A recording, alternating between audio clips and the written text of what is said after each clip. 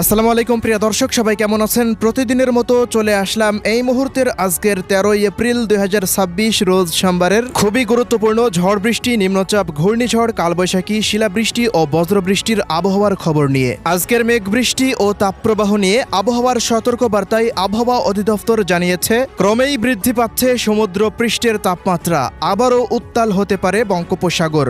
আগামী মে মাসেই বঙ্গোপসাগরে তৈরি হতে পারে 1 থেকে 2টি শক্তিশালী নিম্নচাপ ও একটি বিধ্বংসী ঘূর্ণিঝড়। এদিকে সারা দেশে আবারও শুরু হয়েছে বছরের দ্বিতীয় তীব্র তাপপ্রবাহ দাবানলের দাপট। আজ হতে টানা 10 দিন তীব্র তাপপ্রবাহের সতর্কতা। ক্রমেই তাপমাত্রার পারদ উঠতে পারে 43 ডিগ্রি সেলসিয়াসে। এদিকে চলতি মাসেই আবারও দেশের দিকে আসতে পারে একটি শক্তিশালী নতুন বৃষ্টিবলয় বৈশাখ। জেলায় জেলায় শুরু হতে পারে তীব্র ঝড় বৃষ্টি। তো প্রিয় দর্শক, আজ এবং আগামীকাল আগামী এক সপ্তাহ বাংলাদেশের 8 বিভাগের 64 জেলা, ভারতের পশ্চিমবঙ্গ, আসাম, মেঘালয়, ত্রিপুরা ও মিজোরাম রাজ্যের কোন কোন জেলাগুলিতে আবহাওয়া কেমন থাকতে পারে, কি জানা যাচ্ছে ইউরোপিয়ান আমেরিকান রাডারগুলো থেকে জানিয়ে দেব। অবশ্যই ভিডিওটি শেষ পর্যন্ত দেখতে থাকুন। কে কোন জেলা থেকে দেখছেন কমেন্ট করে জানিয়ে দিন। প্রতিনিয়ত আবহাওয়ার খবর পেতে অবশ্যই আমাদের ইউটিউব চ্যানেলটিকে সাবস্ক্রাইব করে রাখুন।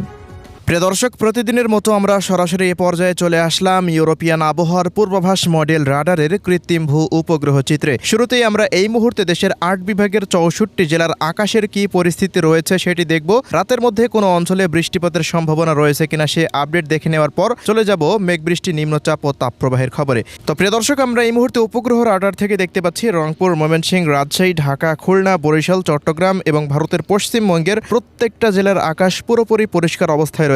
তবে এদিকে সিলেট এবং চট্টগ্রামের একেবারে পার্বত্য অঞ্চলের 2-1 স্থানের উপর দিয়ে কিছুটা আকাশ মেঘলা দেখা যাচ্ছে। প্রিয় দর্শক, আজ সন্ধ্যা 6টা থেকে আগামীকাল সন্ধ্যা 6টার মধ্যে সিলেট বিভাগের বেশ কিছু অঞ্চল এবং চট্টগ্রাম বিভাগের 2-1 অঞ্চলে দেখা যাচ্ছে অস্থায়ীভাবে দমকা হাওয়া সহ হালকা থেকে মাঝারি মানের বৃষ্টি বা বজ্রসহ বৃষ্টিপাত হতে পারে। এই 2 অঞ্চল ব্যতীত দেশের অন্যান্য বিভাগগুলোর প্রত্যেকটা জেলার আকাশ দেখা যাচ্ছে পুরোপুরি পরিষ্কার অবস্থায় থাকার সম্ভাবনা রয়েছে। এই মুহূর্তে উপগ্রহ রাডারের চিত্র থেকে দেখতে পাচ্ছি বাংলাদেশ, ভারত এবং পাকিস্তান পর্যন্ত পুরো আকাশ পরিষ্কার। পাশাপাশি সামুদ্রিক আবহাওয়া পরিস্থিতিতেও দেখা যাচ্ছে পুরো সমুদ্র অঞ্চল পুরোপুরি পরিষ্কার অবস্থায় রয়েছে। তেমন কোনো মেঘের উপস্থিতি নেই বললেই চলে। প্রিয় দর্শক, এবার জানিয়ে দিচ্ছি 13 এপ্রিল রোজ সোমবারের 8 বিভাগের বৃষ্টিপাতের পূর্বাভাস। সকাল 6টা থেকে 13 এপ্রিল দুপুর 1টা পর্যন্ত ঢাকা বিভাগের প্রায় সবকটি জেলার আকাশ অস্থায়ীভাবে আংশিক মেঘলা নিয়ে থাকতে পারে। পাশাপাশি খুলনা, বরিশাল, ভারতের পশ্চিমবঙ্গ, ময়মনসিংহ, সিলেট ও রংপুর বিভাগের আকাশটাও অস্থায়ীভাবে আংশিক মেঘলা নিয়ে থাকতে পারে।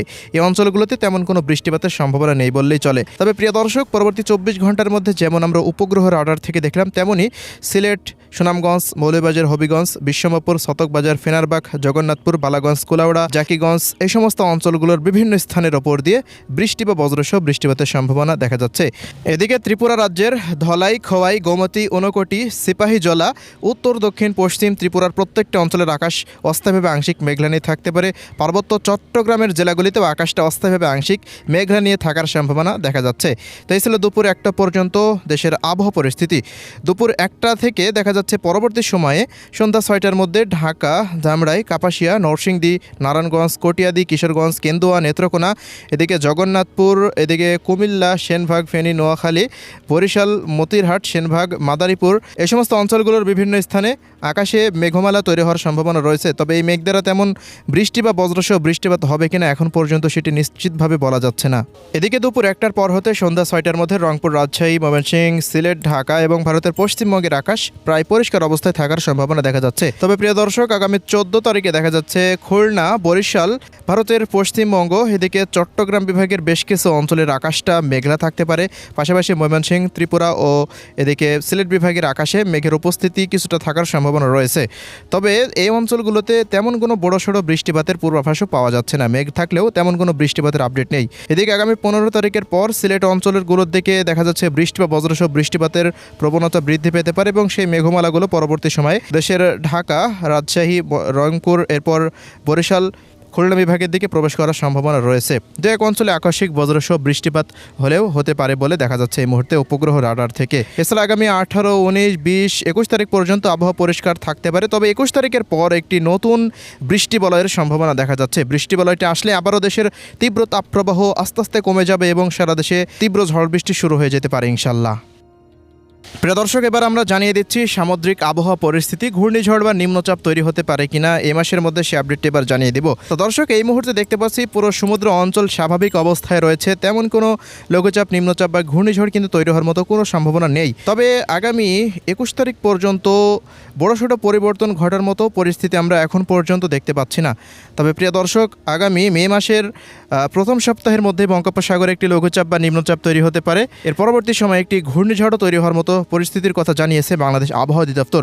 তবে এই মাসের মধ্যে তেমন কোনো নিম্নচাপ বা ঘূর্ণিঝড় নেই ইনশাল্লাহ।